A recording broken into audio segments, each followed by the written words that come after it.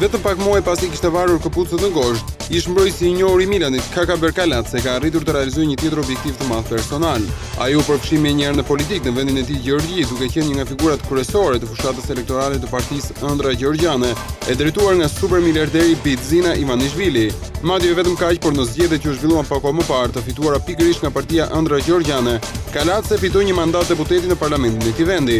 Por surprizat për Kalacen duket se kanë qenë edhe më të mëdha, pasi së fundmi kryeministri i ri i Gjergjisë, Bidzina Ivanishvili, e ka përfshirë në kabinetin e tij qeveritar, duke emëruar ministër të zhvillimit rajonal dhe të infrastrukturës, e për më tepër edhe zëvendës kryeministër.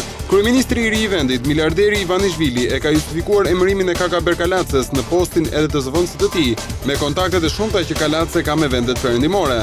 Kaka Berkalatse, 34 vjeçar, pati një karrierë të lavdishme, duke qenë se luajti tek Milani nga viti 2001 deri në 2010, përpara se të transferohej tek Genoa, ku luajti deri në qershor të këtij viti, e kur i dha edhe lam të mirën futbollit. Kalatse luajti gjithashtu edhe për 15 vite me radhë për kombëtaren e vendit të tij.